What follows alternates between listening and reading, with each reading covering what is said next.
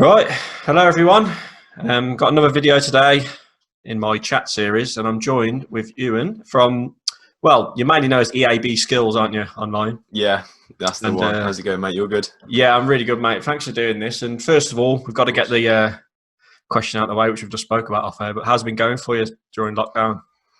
Um, I mean, I think the word that everyone goes on about is unprecedented times. I think it's been a strange one for everyone, but obviously for me with like my Instagram stuff and everything, I was just saying to you before we come on, I said that I kind of probably could have gone out and filmed stuff or whatever, and because I've been on my own at a park or whatever, but setting the example to kids to follow the rules, to stay indoors, unnecessarily going out, it's just pointless, isn't it? So so over the couple of months I pretty much just stayed at home and just kind of recycled old content. Yeah. But now obviously I'm back, with more of the lockdown measures being eased, I'm able to go out more and do more stuff. But it's just been weird though. Like, how about you? Yeah, same, mate. Well, I said to you, I'm back at work now, but boredom's the main thing to get over, isn't it? Like when you're just stuck Yeah. inside. It's still carnage, as we know, but finding things to do. At least it's lifted a little bit now, but the way it's going, we'll probably see a second spike. Honestly, it's so It's crazy. a weird one, isn't it? It's like it's a really strange one. I think especially for people that are so used to, like with me, my whole life is literally I don't stay at home. Like, I'm always active doing stuff, and like I can't play like games all the time. Like I can play it occasionally, but I always find it hard just to stay in and do stuff. So I think it's hit different people in different ways. Like, are you one that plays games or?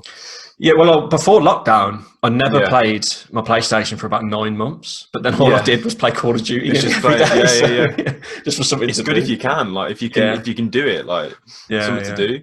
But yeah, it's just strange, innit? I just want everything to go. Same, mate. I want it back now. Anyway, Ewan, the first time I ever saw you do your stuff, do your skills and that was actually at, can you remember the promotion party? Oh yeah, You on the 2018. stage? I remember being down the Yeah. front, had a few Were drinks you and that, there? celebrating promotion. Yeah, I was right down the front and you come I on. didn't realise. And then Yeah. obviously that's when I first became aware of you, and then you did stuff with Talking Walls and started following you from there. So what's that like Yeah. doing something like that in front of that many people? Are you not scared to like drop the ball or something like that? Mate, that was I always say it to Jason, because obviously Jason Forrest used to be the announcer at the stadium and stuff, and he used to book me for things like that. And I always said to him, I said, I got the call for that about a week in advance or something like that. And for something like that big, I would have normally put together like a proper like I'd have trained for like a month, like, and got a routine going. But I only had really like I had a week's notice, and during that time as well, it was funny because I was booked to do the Leicester kit launch that week.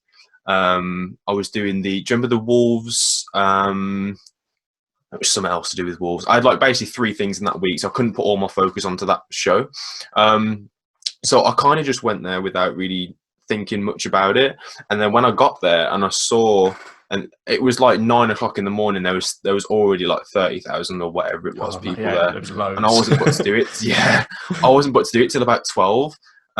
So I had like 3 hours of literally just like shaking. Like I was so stressed.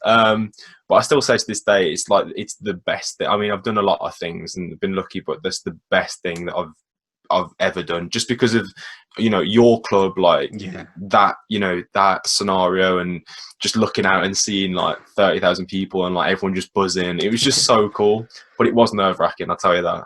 Yeah, we'll get on to what you've, because I've been going through your social media for the last few days. We'll go on to what you've done, but I want to go right back to the beginning. So you started in 2013, but when did you first start like practicing and realizing you're actually really good at doing like these sort of skills and things like that? So I started 2013. I started February 2013, and honestly, that first video was the first time I tried skills. Wow. Yeah, I hadn't done it before really. I used to go when I was like a kid to I don't know if you ever heard like Brazilian soccer camps and schools and stuff like that. No. So they're like in where I live in Kings Winford, there's like at the Dell Stadium, there used to be a like Brazilian soccer school thing when I was like 5 or 6, and they taught you all about like being creative with the ball. Like that we used to use like size 3s. It was basically a lot more like futsal kind of thing. And I used to really enjoy that. And I think that's probably what maybe gave me a kickstart for skills. But I'd never really been bothered with like properly trying them. And then like that February 2013, I saw a few videos on the internet, and I saw the Ronaldinho Nike commercial. He's like, yeah, the Joga Bonito, and he's just passing it to the side, and then you've got like Rivaldo and like Roberto Carlos and all these. And I just thought I'd give it a go, and I just wanted to make like a quick 30-second video, more to just show off to my friends, to be honest, on Facebook. And yeah, it just went from there. And there's obviously, I started to share him on Facebook, and people used to start to see him at school, and it was a bit like, ooh, he's doing like videos online and all that. But yeah, it just went from there, and I just, that was year 10 at school. Year 10. So before you started doing the skills and that, did you always play football like normally as well? Yeah, I'd play football kind of all my life. I didn't start playing for a team till I was about 10. So I'd never done any proper coaching or anything until I was 10. And then I played from 10 till 16. And then at 16, I just decided to pursue the freestyle and that kind of thing. Because when I see like freestylers, like everyone just assumes they're like amazing class, like in normal games. And I saw you play in the game at Molineux, what Finn has put on. Yeah. And obviously you were really good that day. So you were never close of like, could you become professional footballer? Would you like decent? Because obviously you play. It's a weird one. Obviously you don't want to say it, but I think I probably could have, maybe. I don't know. Maybe like, I don't know. Maybe if I'd have put all my eggs in that basket and really gone for it.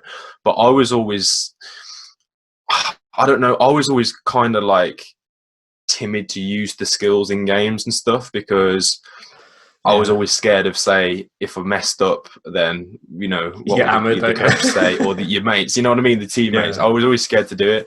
But realising now, the most frustrating thing is realising now how effective the skills that I had, even back in the day, I could have done so much more with it if I'd have actually tried to do it in game. Which is why nowadays when I play games, I just express myself and just go for it, because I saw that one skill you did when you like flicked it forward and flicked it back with your right foot in that charity game. Yeah, like, that's insane. That's crazy, because when you look do you look up to people like the F2 and that? Are they like your inspiration? Because is it that Jezza lad? He always says that he could have played for Arsenal, doesn't he?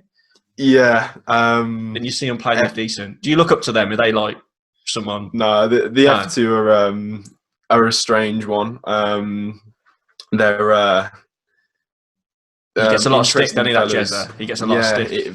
Very interesting fellas. I'll explain more off camera. Oh, right. Okay. But yeah, their reputation isn't the best. I know that, even though I know that. But no, I mean, I've never really had a problem with them. I've had a couple of things, but they're obviously amazing in what they've done and everything that they've achieved and things. And they have, like, without them, I don't think our industry would be as booming and as big as what it is.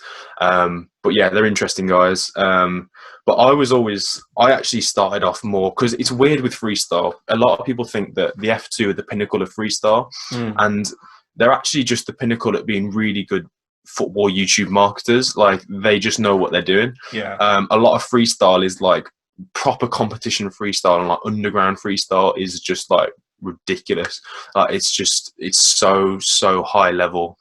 And I started off wanting to compete to actually like compete at tournaments and things like that.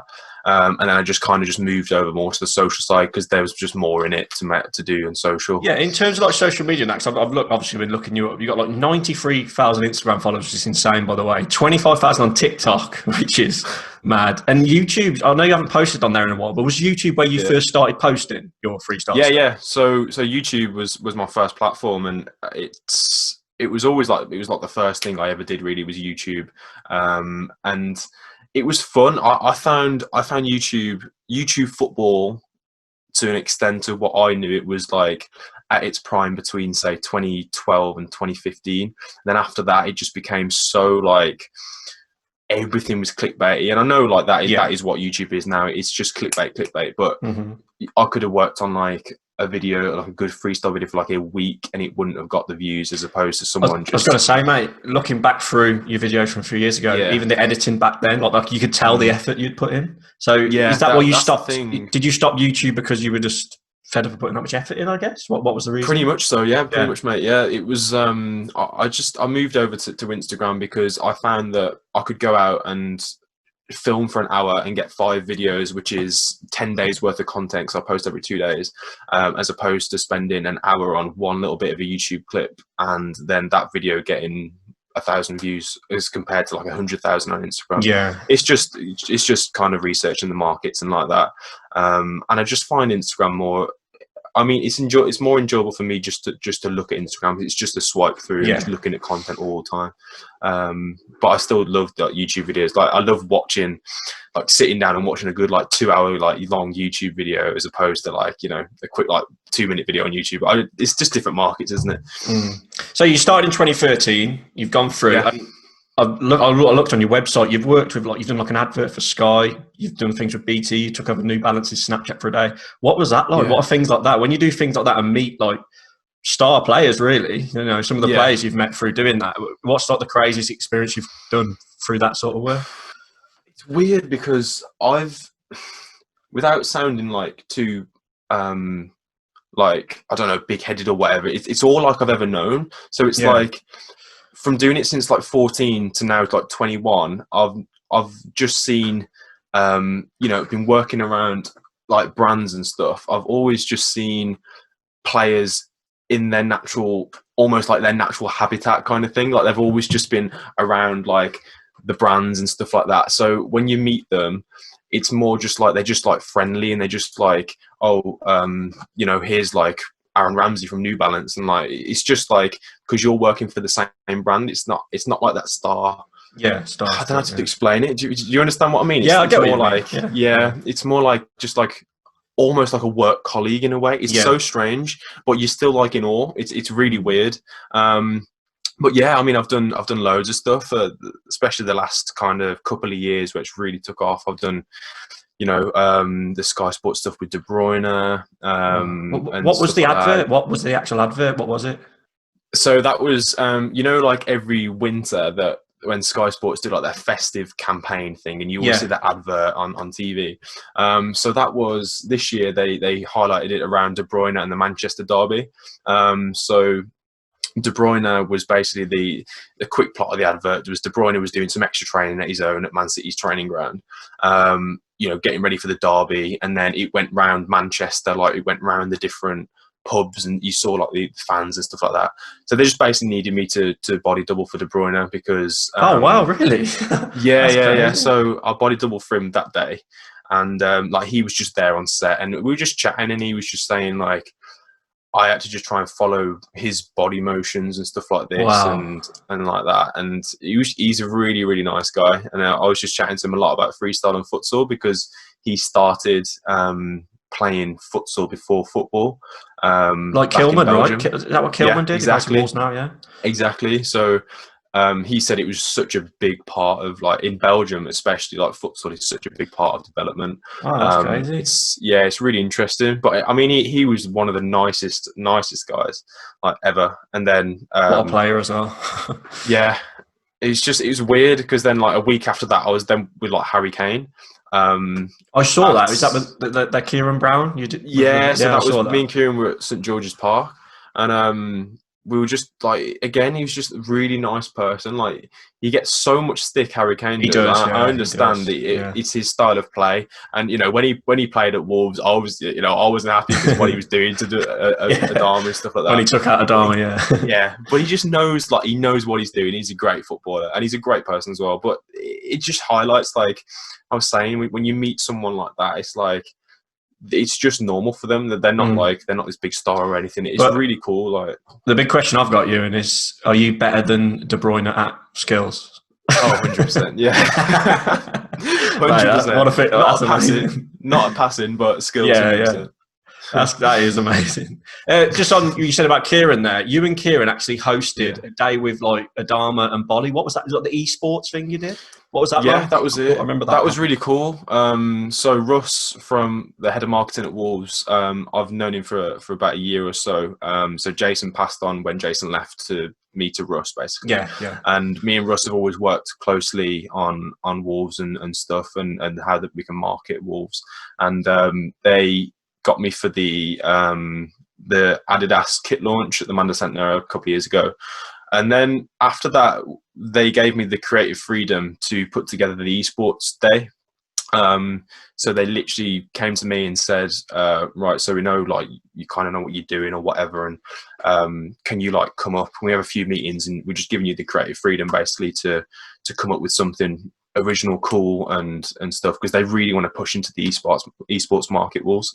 So I said, cool, like let's do it. And obviously I got Kieran involved as well, and we just put together like a plan of like different things that we could do with because we knew we'd get Boly and Adama because they're big FIFA players, and we just, what could we do with Boly and Adama? And we managed to do like some cool like skill recreations with them and like showing them skills, and then like we played them on FIFA. So it was me and Boly versus Kieran and Adama. Did you beat him? No, we lost. Adama's a bit of a sweat on FIFA. Is he good? Yeah. But yeah, that was funny. So yeah, it was really cool just to be given the freedom to pretty much come up with whatever you wanted to do for the event. The thing is, Ewan, something like that, I can't imagine how nervous I would be doing something like that. Like presenting in front of them, just obviously because they're Wolves players, kind of our heroes, I guess. And I saw that bit of skill you did when Boly was like, "Ooh, that was amazing." It was. I mean, I think I was more nervous doing that than I was for like other players. You know, when I've done stuff with like Neymar or De Bruyne or whatever.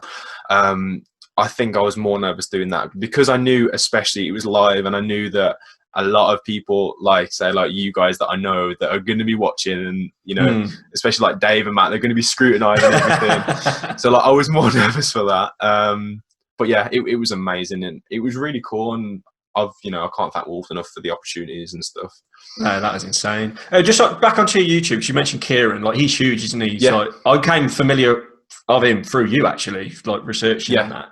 And you always help him out in his videos. Does not seeing what he's managed to do make you want to try and do YouTube again? Because he's like every week he's got a different idea, hasn't he? I watched a few of his videos earlier, and you all seem to come with a different idea, and obviously you help him. Has that never made you think, I'd love to try and build my YouTube? I know you're massive on Instagram, but it's weird. Again, it's strange. Kieran has like such a YouTube creative mindset, and he knows what I say. I film with him every week. I've known him for like 10 years, like before we all started this YouTube thing. Yeah. So I've been mates with him, and we're really good mates. But I've known him. I've always known him to research everything about YouTube, so he knows exactly like to do the tags and things like that. And it's more like say like watch time and stuff. Like he knows that within the first 15 seconds you have to have this, this, and this. It's an art, isn't it? It is an art. Some people just know how to do that. Yeah, 100%. It's fully an art, and it's like with him as well. We spend say like 2 hours, say if we filmed one of his videos, and then we will spend like another half an hour just getting a thumbnail. Like it's so. Like it's so perfect, you know what I mean? Yeah. And it is weird. Like I would like to maybe get back onto YouTube and do stuff. It's just having those creative ideas and knowing like, knowing the trends and everything. And it's weird. Like I would like to do it, but at the moment I'm so like focused on getting 100K on Instagram first, and then maybe branching out to that. Because again, I've got my academy as well, and I've got so much like, different things going on. It's just I was going to ask you about that in a bit. Your academy. You TikTok. Yeah. How long have you done that for? Honestly, mate, I've never really done it. I've just been on there. Like do you just post like your Instagram videos onto TikTok? I mean, I used to. So I think I started when it was Musically. I think. Oh, is that what it was called before? I didn't even know that. Yeah, Musically. Yeah. But I think I had like 3 videos on there in like 2017 or something like that. Yeah. Just literally the same as what my Instagram. I just put it on there. And then I just somehow got verified. I honestly have no idea how. And then it moved over to TikTok, and then I just posted a few random things. But I've got a mate on there called Ben. He's got like 2.2 million followers on there. So I've seen obviously what he's done with stuff like that. So it's a really interesting platform. Like it's the most, I think it's the most influential one at the moment, because you look at the charts, like all the music in the charts is just TikTok tunes. Like, it's a weird platform for me, because anybody can just all of a sudden have a massive TikTok, can't Exactly. they? It's weird how it works. It's strange. I saw Luke Bodley had one. He came up on my homepage.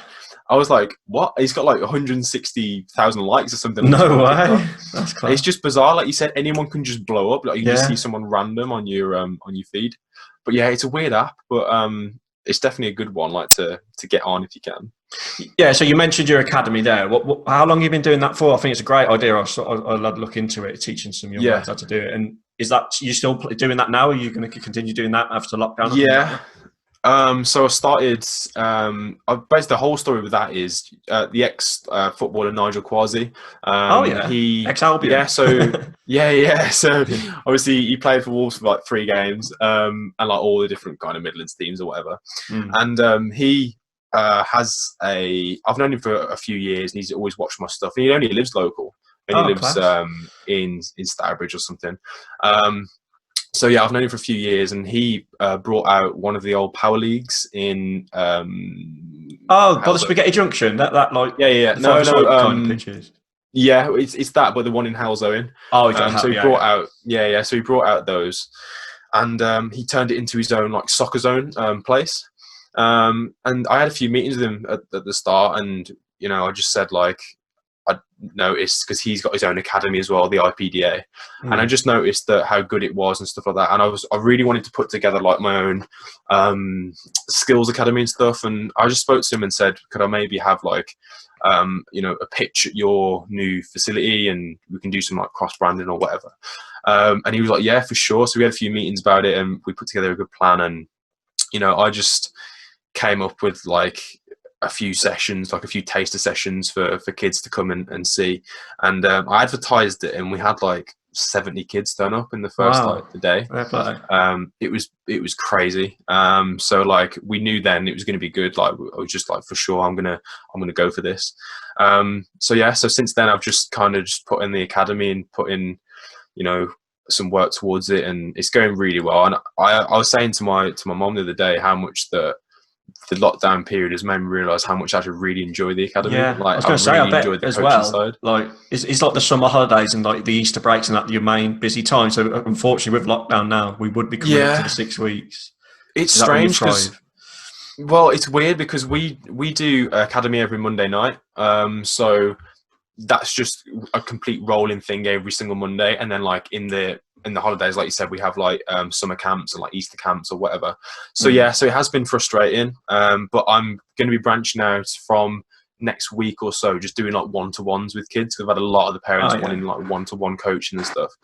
So I'm going to try and branch out and do some of that for the time being until we can get back there. But yeah, I really enjoy the side of it, like the coaching and like working with like kids. Is it frustrating to teach? Like when you're trying to teach them something they can't do it, you're just like, geez. The trouble is, right, it's frustrating because you see some kids and you're trying to teach them a skill, and some of them get it really like, instantly, and some of them just can't get it. And it's about, what I found is finding that balance between moving on with kids and like holding kids like back to try and learn. So how do you get that balance?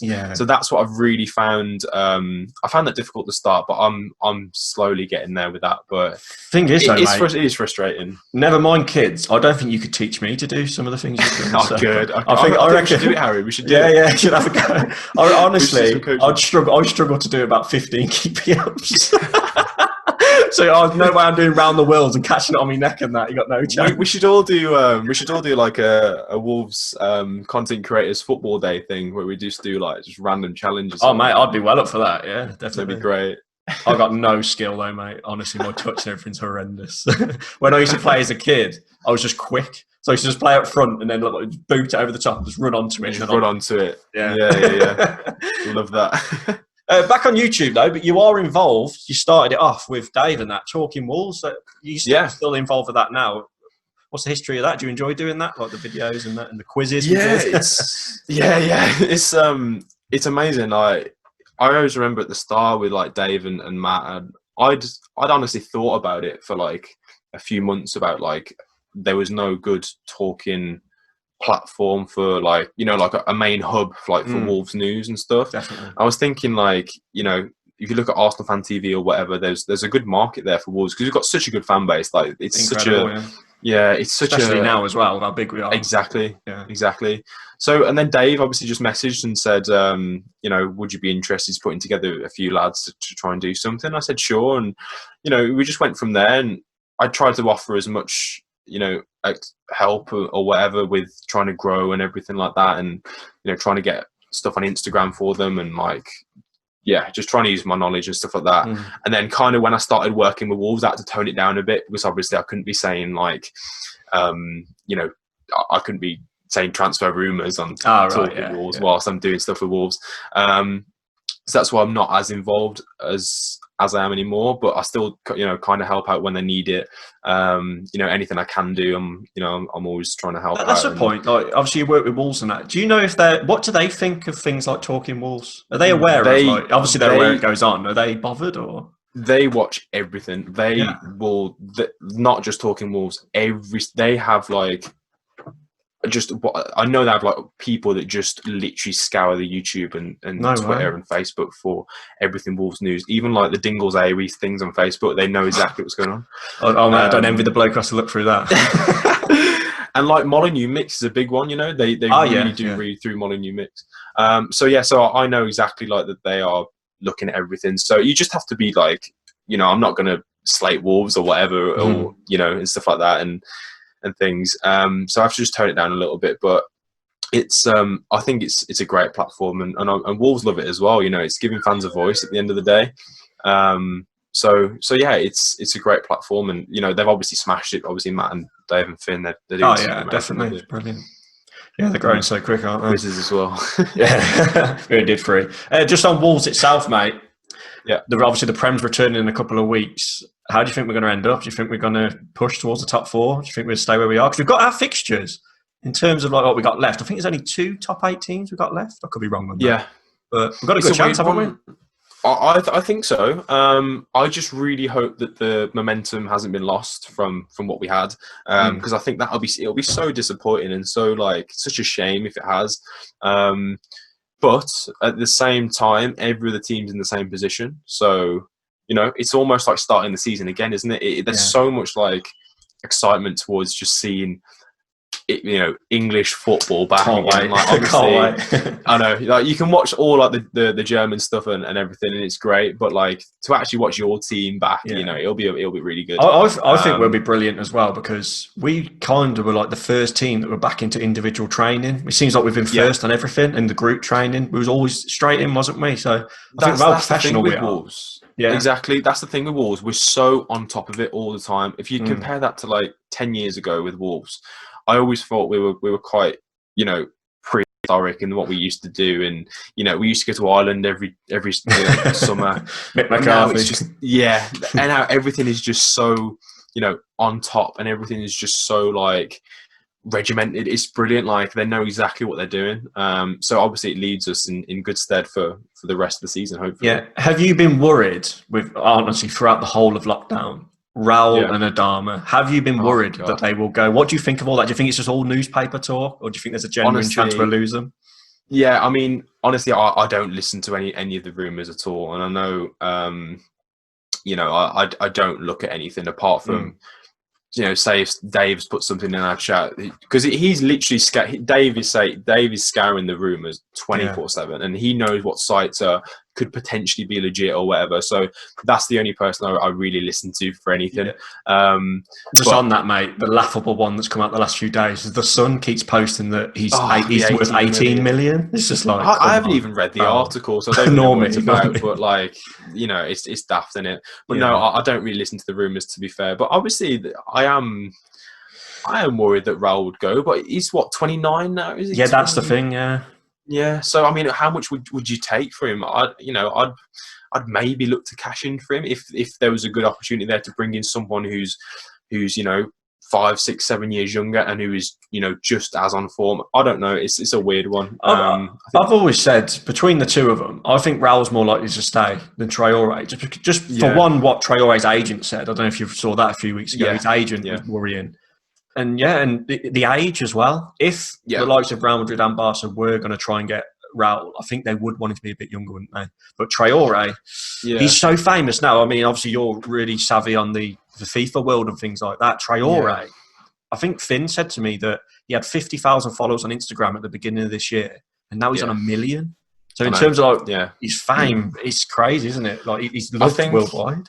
Yeah, 100%. And I think that, again, going back to Wolves, Wolves knew exactly what they were doing when they signed Raul and Adama. They know exactly what they're doing because their whole structure is nowadays is just marketability, and they saw Jimenez's marketability and they wanted to get in on that. And it's the same with Adama because they knew he was the fastest player in the world. And they with the whole esports thing, is they know exactly like what is going to bring kids to Wolves, and that would 100% have been like 30-40% of the factor of him coming. And like it's just bizarre how like big those factors are now in signings and stuff like that. Because I literally asked Russ Blunt, I said to him, with Raul, was the followers thing and the marketability thing like something that you actually look for? Was it just like a side bonus? He was like, no, that was like 100% what we look for. Like wasn't. Yeah, so it's really interesting to see. I honestly thought we just signed him because he was a good player. So that's mad to hear. Yeah. No, do you think they'll go after like? Is it what's his name? That other Mexican we're linked with? Like, is it Lozano? Honestly, mate, I couldn't tell you. Yeah, so it's people. They might sign another Mexican if they've seen the impact that Raul's had, and obviously the Portuguese players as well. That Ruben Diaz. I'm not sure. Is he Portuguese? Ruben Diaz, we're linked with him again. We're linked with him again now. So it is. It's clever how they do it, and I think in terms, like you say, with Raul, with the following we've got off him, that's probably why they want to keep him as well, isn't it? So the price tag for him will have to be huge just for that alone, and the same with Adama. So it's 100%. Crazy. The shirt sales are ridiculous as well. Yeah, like, amazing. Mate, so just back on your freestyling stuff going forward after lockdown, what's the plan? Is it carry on from where you left off, try and build like obviously your socials and things like that and your academy? Yeah, my big goal is 100,000 on Instagram. If I can get 100,000 is like, it's just, I've always wanted to get 100,000 on a platform. I just think it's just crazy, mate. It's cool. And especially with Instagram, if you've got 100,000 followers, you have so much more like accountability and like relevance of brands. Like they literally just see that the three like figures of 100. And getting verified on Instagram would be cool as well. Like, cause that takes you up another level. I know exactly what I need to do to get verified. It's just about what goes into that. Cause I've heard a lot of people say it's hard to get verified. Why is it so hard? Like, why? It is. So obviously with verification on any platform is difficult, but on Instagram it's kind of really difficult because it's sort of like SEO. So you need, things coming from different areas, and you need like news articles and stuff. So it's all about that. So you need like lots of different information about you on the internet, not just on one platform. So like with my academy, I'm going to try and get more news articles about the academy because I know it'd be a good thing, and that ties back to your Instagram then. And like say with my website and everything, and your Facebook and TikTok now as well, the more numbers you've got on each one, it just pulls over, and let's just see more relevance. So yeah, because sometimes you'll see like a random journalist on Twitter of like 5,000 followers and they're verified, and you're like, how have they done that? It's just because of relevance on different platforms, and again, like the news article things is just so big. Like if you've got your name on like big news articles, you can have like 5k followers, but if you're on all these different platforms, then you just get verified. It's weird, but 100k just gives you more, So have you got like an agent or anything, or do you deal with everything yourself? No, I deal with everything myself. Yeah, I did for like a month, and it just wasn't for me. I was like, no, I can't do it. But yeah, I've always done everything myself in the last sort of seven years or so. And it's good as well because starting at 14 or whenever I started 13, 14, and then now to 21, I know I've got such more of a business brain. Like I know exactly how to speak to a PR manager and who's taking you for a mug or who's not. You just learn so much. And I think if you can do it yourself, it's always the best way because you know yourself and you know what you can provide for a client or whatever and stuff like that. But yeah, I've always found like agents or whatever like that just such a pain to deal with. Yeah, like the behind scenes and things like that is people look like you've got 90,000 Instagram followers, and people don't realise what goes on behind the scenes, do they? Really, it's crazy. No, people just look at it and think, "I want to do that," but if they knew exactly what you'd have to go through to get there, I guess that's the thing. It puts people off. I mean, exactly. That's the thing. I get so many kids say to me, and like my messages and stuff like, "How, I'm 12 and I want to be an influencer when I'm older or whatever." And I hate that word influencer because it's not like when you start. Like, let's say when I started, I didn't even know this was a thing. Like that you could say make money off social or doing tricks. So I always say to people, don't do it to try and make it into more of a career. Try and just enjoy it and be creative and stuff like that. It's not like it's not. I don't know. It's a weird one because this generation now is so used to influencers or and YouTubers. They want to be it, don't they? All kids growing up these days as well. It used to be, I want to be a movie star. I want to be a pro footballer. I guess it still is, but most people now will say, "Oh, I want to be a YouTuber, a famous Instagram, a TikToker, or something like that." Yeah. But I don't think. Obviously, the young kids won't, but even people in their late teens don't realise that there's not as much money as they think in it. No, not at all. Some people really think there's loads of money, don't they? No. And you have to be right top end to earn money to earn a living, don't you? So 100%. So it's a scary thought, isn't it, that kids just want to be a YouTuber or something, and really it's only like the top 1% who actually get the opportunity to do it. 100%. Yeah, you just got to be smart with it, and just and have fun, like you said. If it's not your passion, you're just going to drop off. Why you just doing it for money? Exactly. So, yeah, 100%. I agree. Incredible, mate. Well, Ewan, again, thank you so much for coming on. I've really enjoyed this. Of course, mate. Great stuff. Yeah, where can people find you? Are you EABskills on everything, like Twitter, Instagram? same YouTube. Handle and everything. Have you got a Facebook as well? Yeah, same handle. All at EABskills. And and Clash, you're a Wolves fan as well, makes it 10 times better. Of course. Got it. And can't wait for the football to return. Thanks everyone for watching. Thanks again to Ewan, and catch you all next time. See you in a bit. Top man.